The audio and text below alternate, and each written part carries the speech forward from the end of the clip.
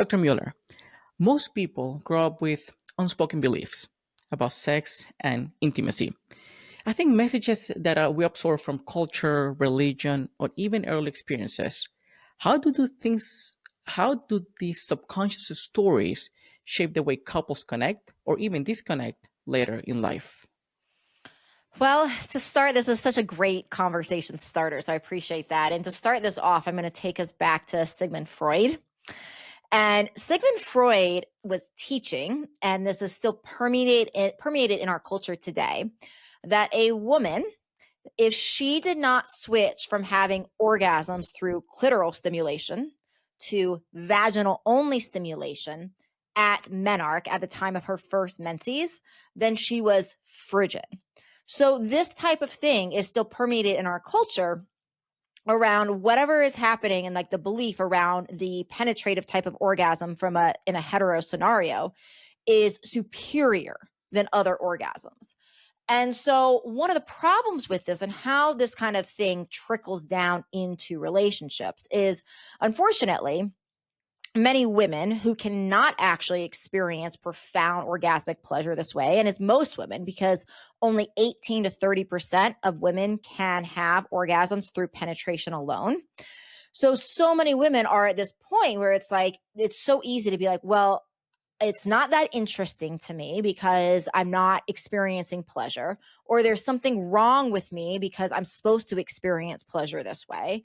And then men are in the other side of things where it's like they're in this sort of scenario where they can feel sometimes like they're not like a man, right? It can emasculate them if they're not able to fully bring their female partner to pleasure in this one way.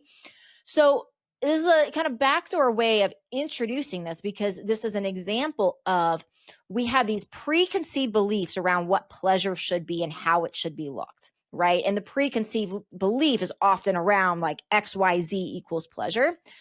And so nobody winds up talking about it because we're all led to believe that this is how it's supposed to look. And if it's not, maybe there's something to be ashamed of. Maybe we're broken.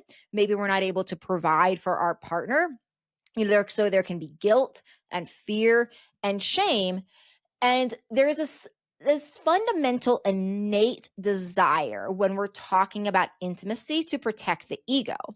And so because of that, it's so easy to attempt these conversations, but be so worried that we're doing something wrong. And so oftentimes all we hear when we attempt these conversations is, wow, I'm sure failing at as a lover or something like that. Conversation gets shut down and never happens again. So I think one of the biggest problems has been, this is, the Freud example is one of many examples of how we've permeated into our culture around sex looks this one way. And if it's outside of the box this one way, then there's something wrong with us.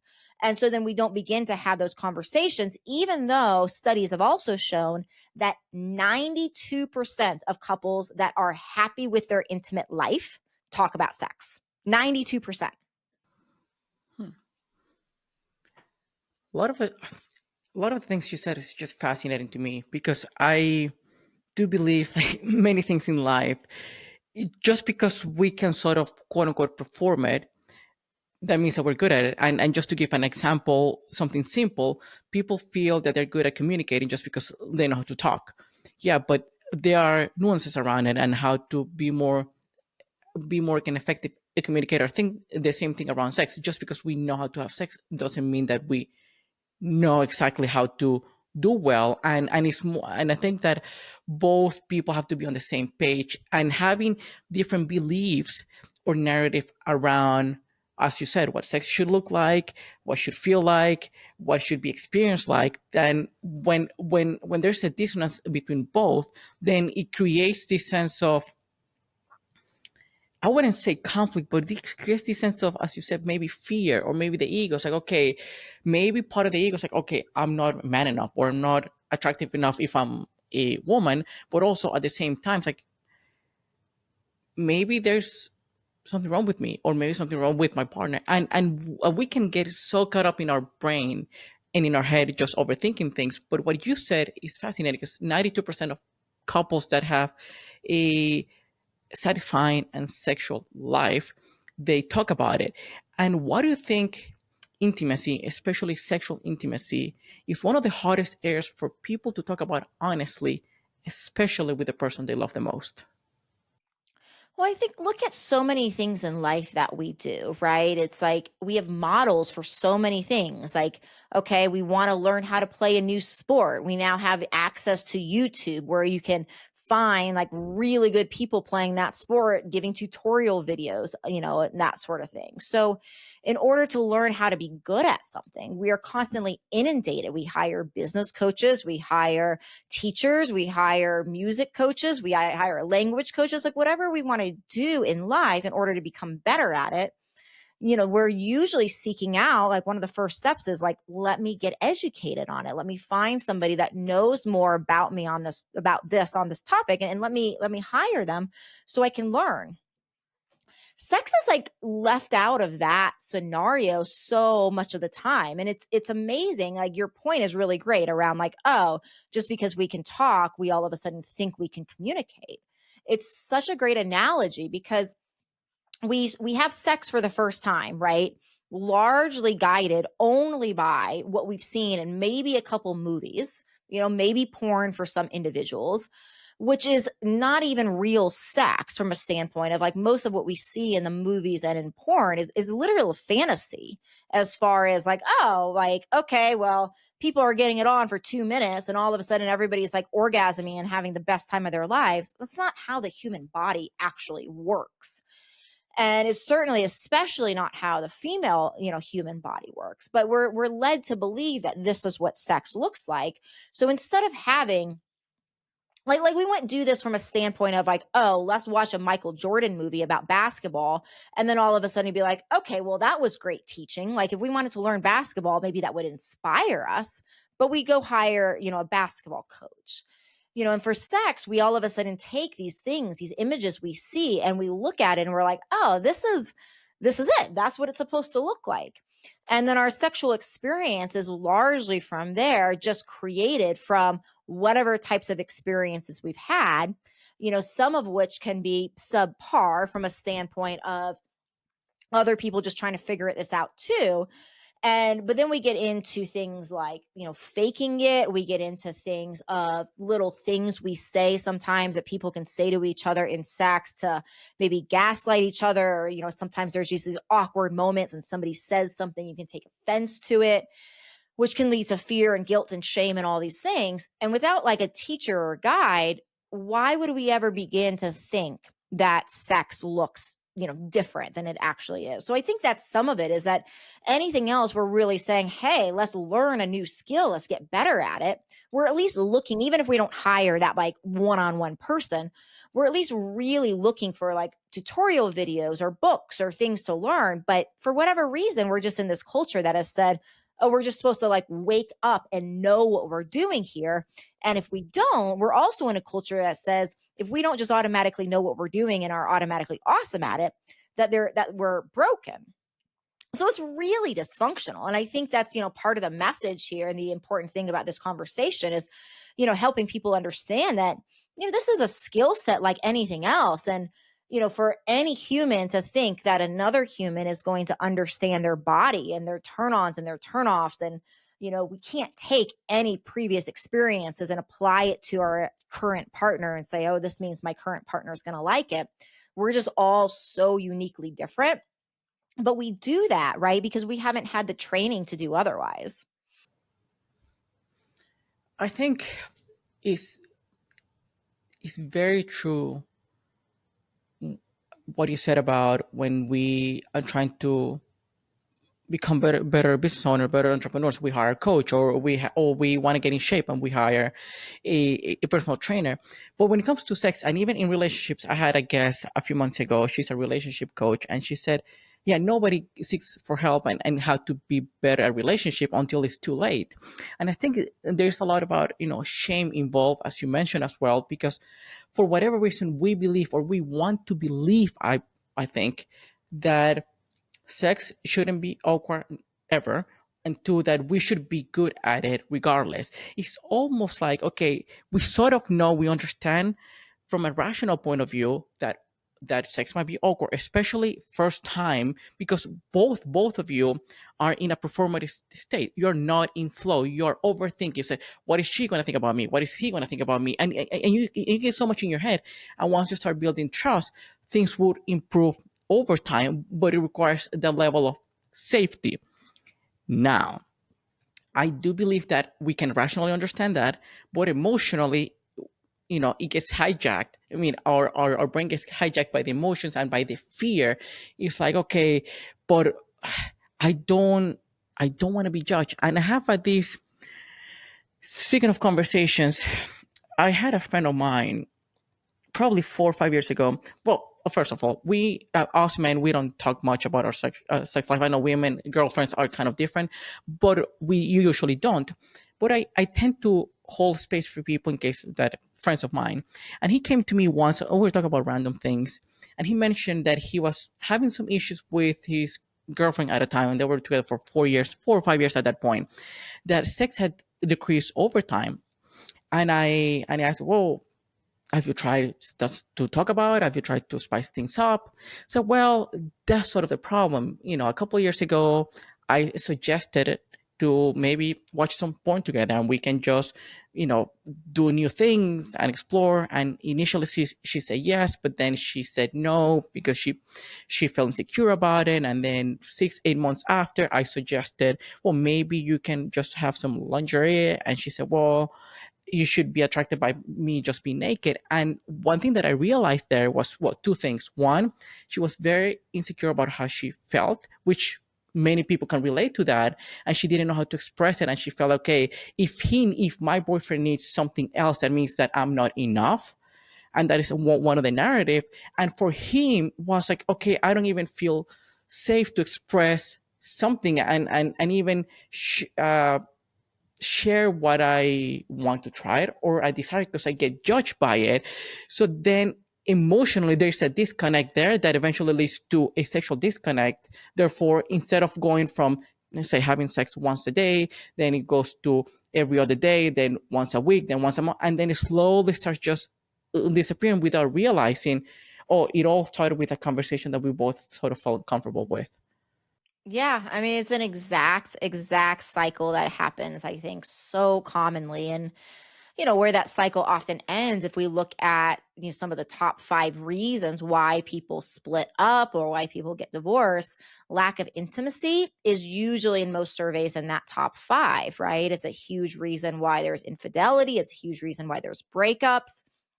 And so it is a real issue in this whole thing around shoving it under the rug and just being like, well, we just don't do that anymore. It really comes down in many ways. Like one of the exercises I give people a lot is as far as like determining, to and kind of motivating people to start down this pathway of prioritizing this is making a list of your top values in your life. And, like any relationship expert that's done research is going to say, hey, yourself, your partner, like that should basically be number one and number two of your top values if you're in a good partnership. And then, but make that list and then make a pie chart and make 24 pieces of pie representing 24 hours of the day. Hopefully 7 to 9 of them were sleeping, right? And then fill in the rest on your average day and see if your partner has a space in there at all. See if your intimate life has a place in there at all. And if it doesn't, if you're like looking at this pie chart, and the whole point is to bring awareness to be like, wow, I say, myself and my partner are the top values, but yet they're not in my pie chart. They're not in my average day. And, that quick little hello on an average day at the beginning and the end of the day, the hello goodbye thing doesn't really count. If it's like a 2-second thing, really doesn't make it into your pie chart. So, the point being is like, we're at a point, I think, with, it's scary. And it is, there's no like rule book on how this exactly goes. Although I have my first book out and I'm writing 2 more in the process right now on this, on these kind of topics. But there isn't a rule book that really is guiding us to say, okay, well, how do we have these things? But at the same point, if we keep shoving them under the rug and we're saying, okay, well, the lack of putting time, effort, and energy in this is that this could lead to things like breaking up and divorce. And when people make decisions, one of the things that like the studies on habits have shown is that when people make decisions, we tend to make decisions based upon pain or pleasure in the acute. So for example, easy example for people to understand is, that cookie looks good. I'm kind of in a like sad mood. That cookie will make me happy. Like I want that cookie. And that's usually when people are making decisions on, should I choose good food or should I choose bad food? That's how they're like making their decision, is like, that's going to make me feel better right now. But what they're not, most people in the studies on habits have shown is that what most people are not doing is they're not future pacing this out to say, if I make this decision every day or, several times a week for the next year, how much weight am I going to gain? Could I get diabetes? What am I going to, how am I going to feel in my body? How am I going to feel with my relationship? So we don't future pace it out. And the same thing happens with like the motivation in these kind of moments. It's easy in the moment to be like, oh, this is uncomfortable. I don't want to wrestle the situation. I don't want to do that. We've had a long day. We're just not going to worry about that right now.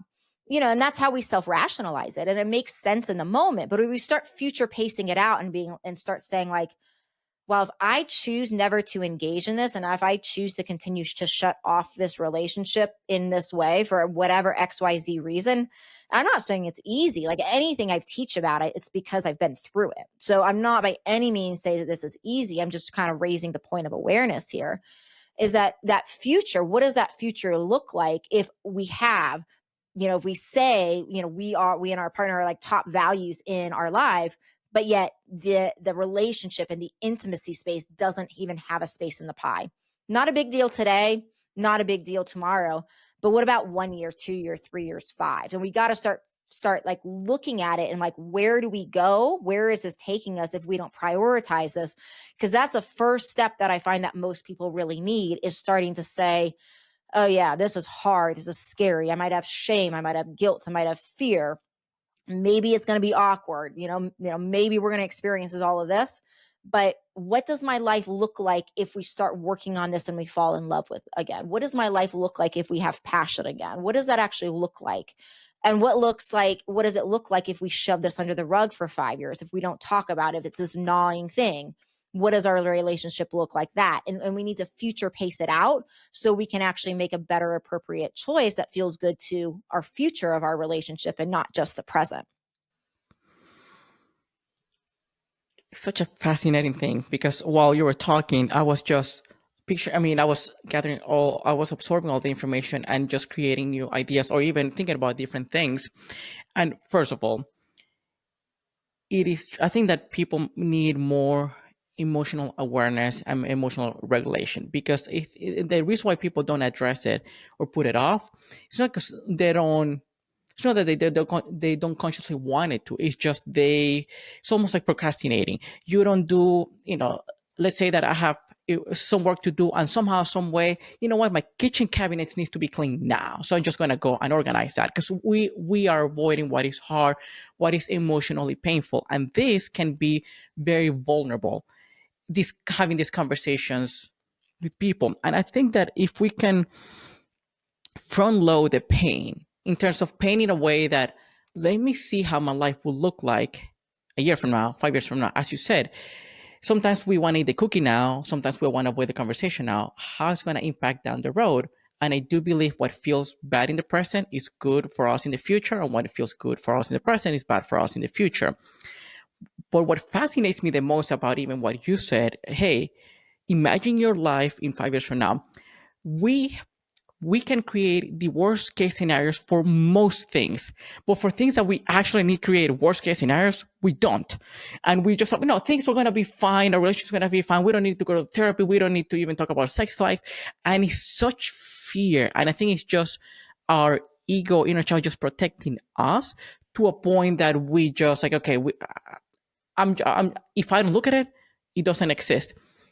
And partially, I do believe that it has to be, to some extent, lack of understanding, truly understanding. Because once you understand where all of this comes from, whether at your emotional level or the beliefs that your partner might have, or even you might have, things can gain more clarity. Why I'm saying this? Because one thing that I learned through the podcast, through talking to people and being curious, I realized that women's anatomy or biology works different than men. Men can be turned on like in an instant. Women is more emotional, mental, and it has to be calm like throughout the day. It's small things that guys can do, just to, just send a text message, or clean the kitchen, or small things that you do it not because you want to have sex with your partner, but because you care about your partner and you just do it naturally because you love her. And many men don't understand that, in terms of, okay, why do I have to do all of this when I can just be turned on like this? And they feel that their partners are not as attracted to them as they are to their partners. Well, your brains work differently. And based on that, since you have spoken about how false beliefs about the opposite gender can relate to shame and distance, once again, it's like, okay, why do I need to put all the work to turn my partner on when she can just get naked and will turn me on? What are some of the most common stories men and women carry into intimacy, and how do these keep couples stuck? Yeah, it brings up this whole conversation of desire mismatch, right? I think one of the common there's so many stories, but one of the biggest ones is really thinking that our desire cycles are largely the same as men and women. And what I'm going to say is going to start making sense for people, because when I break this down, people understand it. But what's interesting is, even in both of my doctorate programs, we did not learn this. So when we talked about human body in my naturopathic doctor program, as well as my other program, which is Chinese medicine, acupuncture, and Oriental medicine, and we learned about the arousal cycles, we learned them as this one way where you kind of get like this excitatory period, you kind of reach this plateau, you reach this climax, and then there's kind of this decrescendo. And that's what, that's for the longest time what I thought arousal was like. And it was a big aha moment as a sexologist when I came across information around the difference between desire and arousal. And so desire is of the mind. Arousal's of the body. So desire of the mind is like, oh, wow, I'm horny. I want to make love, right? I'm horny. That human looks very sexy. That's thinking about it in our mind. Arousal is when our body is responding. And so we've been taught that we're all the same. And, this is like in part answer to your question around like, okay, well, what are we doing in couples that this is like this mismatch? Well, one of the things is, for men, desire comes first. For women, arousal comes first. So, for men, this is how it looks, as like, oh, wow, there's my partner walking across the room, walking across the kitchen. Wow, look at their body. They're so hot. That's desire, right? Just like taking all that in and being like, oh my gosh, I want that human. Okay, so the desires of the mind first. And then what happens for the men is blood acts really fast, flows to the genitals, an erection, right? And so women were out there looking for the same thing, and men are expecting women to look for the same thing. And so women are often running around being like, well, I'm overwhelmed. I've done 17,000 things today. I still have 17,000 more on my mind. So no, I'm not thinking about sex right now. Like, it's like, okay, well, you might look hot and cute and all these things, but like, I can't even go there because I already have 17,000 things on my mind. So that's how like the woman's mind works around this. And so we're constantly waiting for this thing. It's like this common thing around desire, around, okay, we have this desire mismatch. And there's this common thing with this, but we're waiting as women oftentimes for our mind to kick on. For women, desire doesn't happen first. Arousal happens first.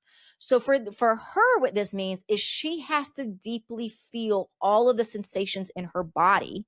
And this isn't every time. This is just what we see as a common arousal map for the woman, is that she actually has to feel all the sensations in her body before her mind kicks on. So this is why oftentimes there can be a situation where she goes to bed, to have sex, and she's like, okay, I'm going to do this because it's my obligation, and she's not really in the mood, but she's just going to go for it.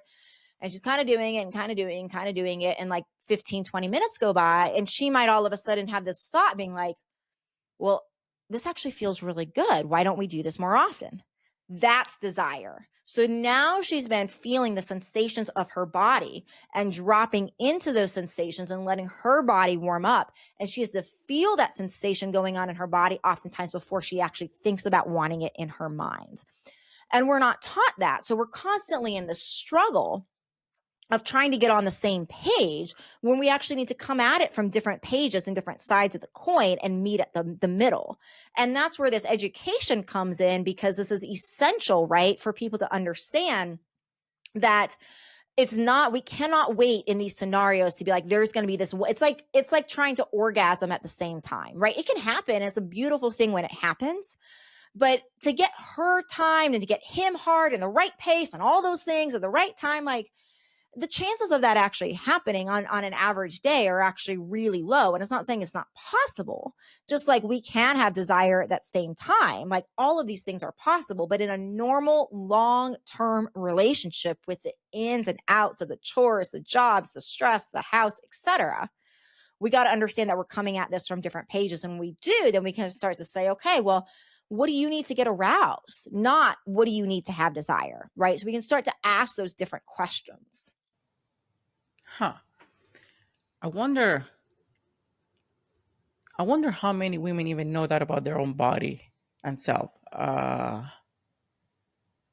Because I understand if men don't know it, right? It just because we would use logic and say, well, if that's how I turn on, then that's how she's supposed to be turned on when it's different. But I wonder how many women, as you said, probably well, they're in the middle of the act, it's like, oh, now I actually feel desire. I wonder why, and it's just fascinating because I think that once again there's one as we talk about like lack of sexual education in that point of okay, let's understand desires and arousal and this let's understand the psychology behind it, because at the end of the day, sure, for most of human history, sex was only used for procreation, right? Nobody even care about that.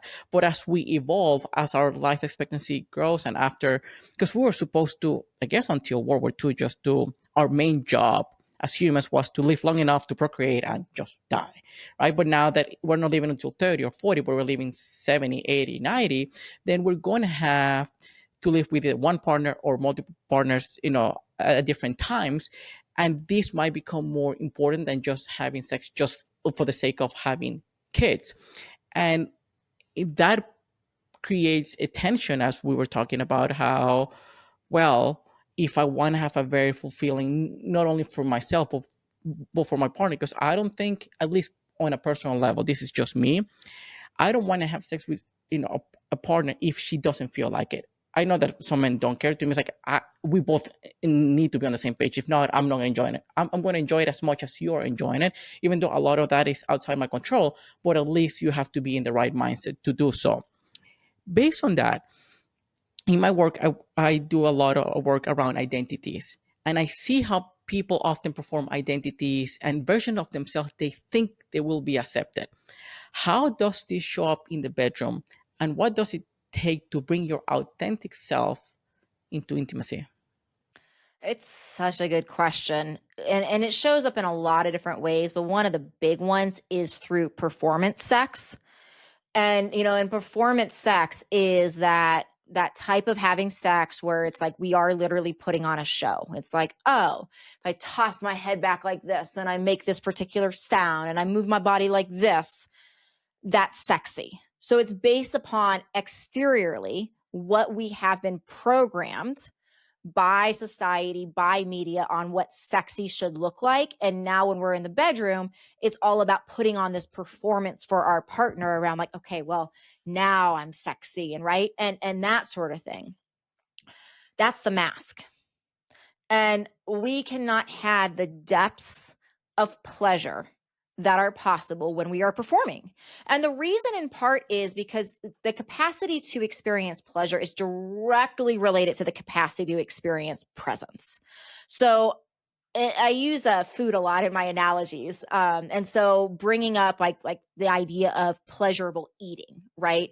So we can sit down as I've done many times before, and I have now largely broken this habit of scarfing food while I'm like at lunch, my lunch break in my day between jobs real fast, right? Scarfing food, getting it in, got to move on to the next job. Functional. There is like zero pleasure in that type of eating. I'm not present with it when I do that, right? Then there's the other type of eating where we're like, okay, now we are sitting down, we're sitting with our partner, our family, our friends. We are like smelling the food, we're looking at the presentation, we're like taking a bite, we're enjoying the sensations, we're putting our fork down, we're like, wow, there's so much flavor. Somebody's laughing, they're telling jokes, we're in the moment with the conversation. That is pleasure. So the moment we are in our head thinking about, okay, tossing my head back and like, oh, this is what the sexy position is and all that, we are not experiencing the sensations in our body. Like I work some with the concept of archetypes, which is, kind of similar to what you're talking about here with identities in many ways. In the concept of archetypes, it's like we have all of these different personalities. We have all these different, say, energies inside of us, right? And it's not like it's healthy and normal that, okay, I have the persona that I'm in when I am in front of my stepkids. That's a different part of me that comes up than the persona that I have when I'm in bed with my lover. Right. So these are different. So there are these different types of personalities, right? We have our dangerous part. We have our innocent part. We have our wild part. We have all of these different parts of ourselves. So there is that type of those different types of identities inside of us. But here's the difference. If I'm going to make love and I'm going to be like, wow, like I'm feeling like this, like kind of like dangerous, angry, like intense, like I'm like pissed off at the world. Like if, let's say I have that energy in my body and I go into the bedroom and I make love with that energy. If I'm doing this from a standpoint of presence, I am taking a moment to feel it in my body. And I'm saying, wow, where is this energy? It's moving, it's living in my hips. What happens if I'm so present in my hips and I am moving from the expression of this force inside of me being so present with it? I don't know what that's going to look like. I don't know what that's going to feel like in the moment. I'm not thinking about how does this look? I'm thinking about, wow, this is what my body needs in this moment to express itself in this sexual way while I'm in tune to this particular identity that's living inside of me. That's a very, very different scenario than saying, hey, XYZ movie showed me this is what sexy is. And now I'm going to show up and be this. It's really part of that difference is like, I'm going to have sex from my head versus I'm going to have sex from my body, my heart, my soul, my being of who I truly am. And not only is it very, very difficult, and in my experience, to impossible, I've had performance sex. I know what that looks like in my body. Can't orgasm from it. Probably doesn't even like look really hot because I'm not even really that engaged, even though in those moments I would feel like, oh yeah, this has definitely got to look good or whatnot. But from the standpoint of actually, one, not being able to achieve orgasm, but the other thing is that connection point. Like for me, beyond the orgasm and the pleasure and all that, the number one value I get out of sex is feeling the depths of the heart and the soul of my partner and feeling that deep sense of like, wow, I am bonded so deeply with this amazing man. Right. And then when there's performance sex, it's basically impossible to have that sort of depth of connection because we're up here, we're thinking, we're not in our body, we're not feeling. And so even thinking about the healing from it and the connection from it and all those other things that come from it, we miss that when we're in that performance. And I wanted to differentiate that with identity because we can also have sex from this point of like, wow, what happens if like I'm letting my like teaser part of myself? Like what happens if I get back into my, like that body that I had when I was innocent as a teenager before sex, where like even holding hands and like flirting, like that was so fun. And that part that still lives inside of us. And we can actually go into our body and like feel that feeling inside of us and have sex from that place. That is a beautiful thing. That's like bringing up like more expressions of ourselves. That's having sex in a novel way. That's bringing this new desire of passion. But if I'm thinking about it versus feeling it, that's where the line I find to be very different. Yeah, I think I mean I can see that a lot. I can yeah, agree to the point that sex, it can look playful, it could look primal, it could look, more romantic, more, it depends on people's moods at that point, or desires. But when it comes to the presence, it's fun, it's interesting, because this is not only a running joke among men, but also a reality is that many men, because they don't want to finish quickly, they start thinking about things that will sort of turn them off so they can last longer. So you're not even present there. And it's funny because I've done it in the past, and to me, sure, the exercise of the orgasm is enjoyable, but the whole experience, I'm just too much. Okay, don't come, just it is so yeah, interesting that we might even do it all the time. I'm not saying, but just exaggerating all the time, and we still think that sex is fun. And yet, to me, I'm thinking from the women's point of view, it's like, okay, that would be cool that you don't have to even to stress out about when you come and you don't. You're just in the moment enjoying it, while we are just trying to make it as long as possible. But when it comes to the performance, as well as you mentioned earlier, when a woman feels is obligated to do so, that's sort of a performance, maybe not in her mind in a way that, oh, this looks sexy, but okay, let me pretend that I'm enjoying it, even though my mind is not there yet. And I think that the biggest sexual organ is our brain. It's just our ability to just project images and really send the signals to our body to feel something. But going back to the conversation, because I think that this is very, very, very important among couples, you emphasize that there, and we know that there needs to be a safety in this conversation. But many people don't understand what that means. So, what does a safe space around sex actually look like in practice? And how can couples start building it? Yeah, great question. And just to comment real fast on something you Hmm. said as well Yeah.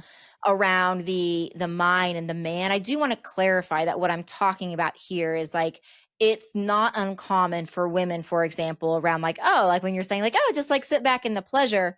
It's actually oftentimes for women very, very hard to stay present in the moment. So for the woman, it's less around like, okay, well, like just sit here and enjoy the pleasure like that. Like I can see from the man point of view, like why that would come up.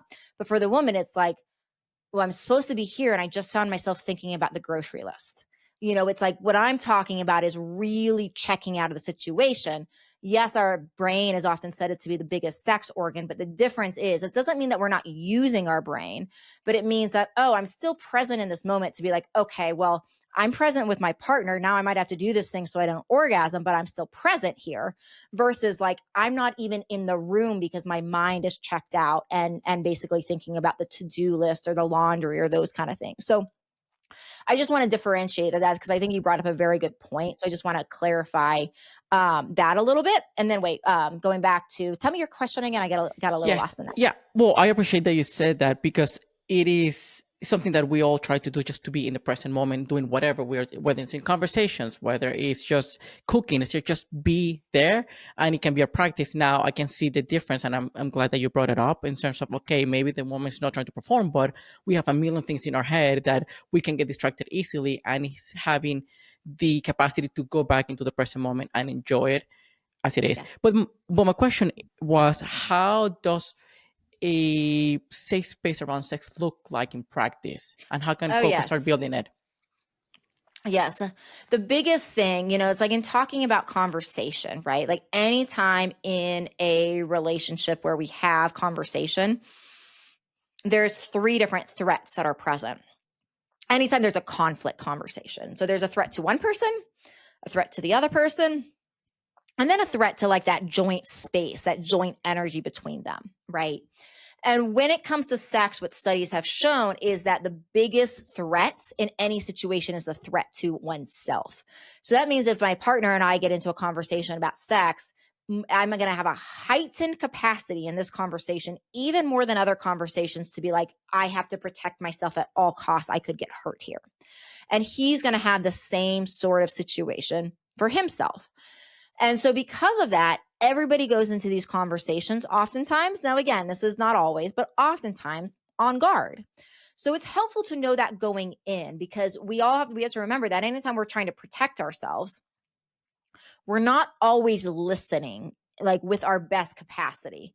We're not always coming at things from like the most curiosity because if we're under threat, what our brain is looking for is like, am I safe? Am I safe? Am I safe? Am I safe? And so we're looking for these little words or these little signals oftentimes that are like, actually, I'm not safe, right? So we're looking for those cues and we might misread those cues.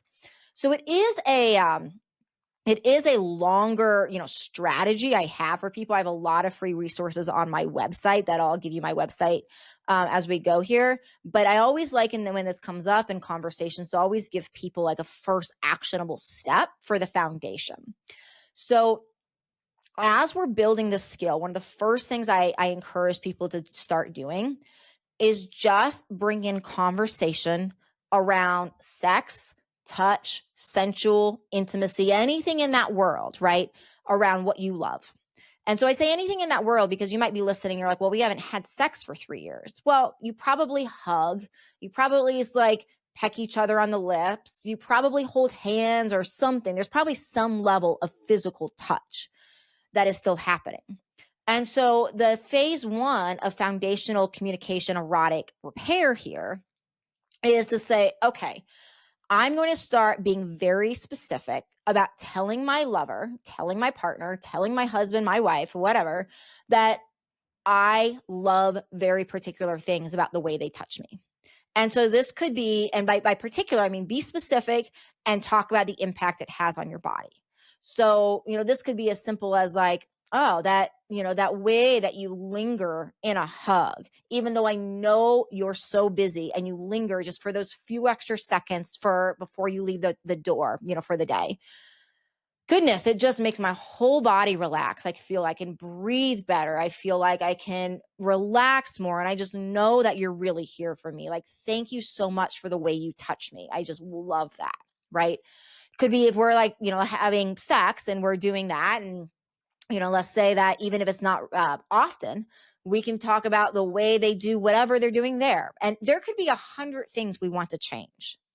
We are not touching those 100 things anywhere close at this point. Yes, we do have to get to them, but the foundational level is to start to make the brain, rewire the brain that oftentimes has been, had something that has wired it to say, safety alert, danger, danger. We got to rewire it to say, oh, when we talk about something around sexual intimacy,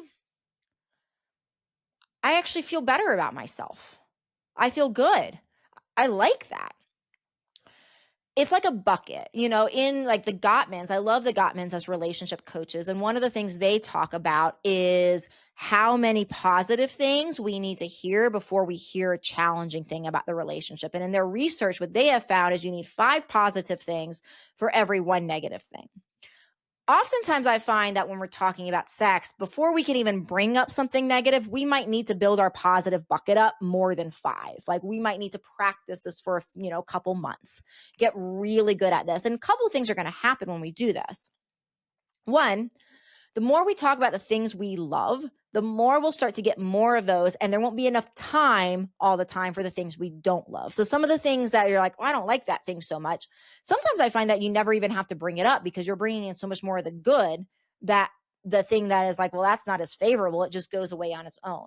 But then the second is kind of what I'm saying here, where it's like we get into that zone that talking about sex is safe, talking about sex feels good. That then when we do bring up one thing that we want to change, and I would recommend one thing at a time, and I have a whole process around that, like I said, that we've had so much emotional bank in our sex conversation bucket that we already feel like, oh yeah, I'm really good at this. My partner really likes this. Like everything's going well. So when that thing that comes to come in that we need to change, it's not like our ego goes flat into the ground over it. I absolutely love your answer. Seriously, because it sounds like common sense, but common sense is rarely common. And once we hear it, oh yeah, that makes sense. But it is true because, well, there are a couple of things. One, if you only mention the things that you want your partner to improve, then your partner's like, see, I'm not enough. Clearly, I'm not satisfying you. So that creates like 2 things. One, your partner feeling like they're not good enough for you, and in your mind, you only focus on that because that's where you're putting your attention. So you're filtering out all the good things that your partner is doing, but you're not even paying attention to because you're only focused on the things that he or she needs to improve. So I do love that a lot because it seems like it's a great opening to, hey, I value you, I treasure you, I love you. This is the things that I'm telling you what makes me feel, even as you said, the way that they hug you or they kiss you or something, and you start building, I wouldn't say confidence, but the way that the person feels in terms of how much impact they have into your life. And then you might be able to sort of introduce, hey, we might be able to do this or do that. In that way, that person feels like, oh, my nervous system doesn't push back because now I'm doing so many good things that this one feels almost like natural, which once again, I coming from an upbringing, and this is not around sex, but around just regular things in life, where the way that I grew up, it was my parents would see out of 10 things I did well, they only focus on the things I didn't do well. So they were always, hey, well, you could have done this or you could have done that. I adopted that as a learned behavior. And in my previous relationships, I would do the same. I no wonder why the person at some point wonders, does he even like me? Does he even love me if he only points out? So I learned the hard way. But now I know better. And I love that you brought that up because, once again, it sounds simple, it sounds like common sense, but it's rarely common, and people feel like, well, I mean, do I even matter? But yes, and I know that we're sort of running out of time, but I would like to ask you, like one last question, even though I had like probably another 10 to ask. But since we're here, if you could reframe one widespread belief around sex and intimacy that you feel is silently damaging relationships everywhere, what would it be, and what truth would you replace it with?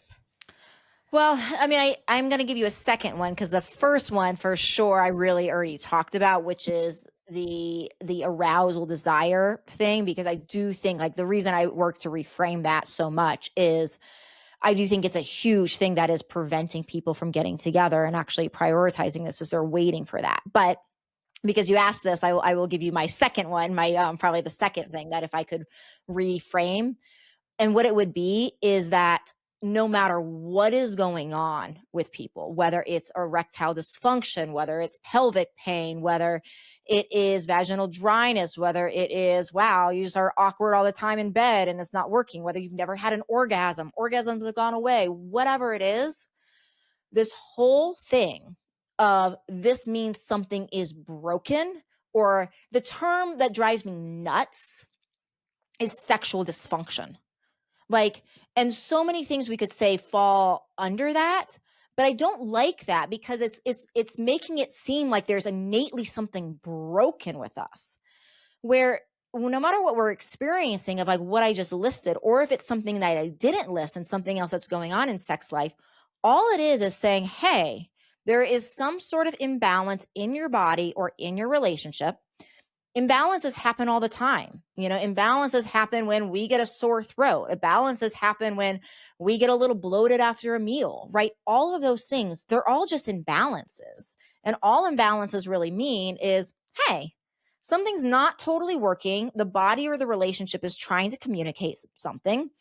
And what do we do when it's like, oh, we get a little bloated after a meal? We're like, oh, that's interesting.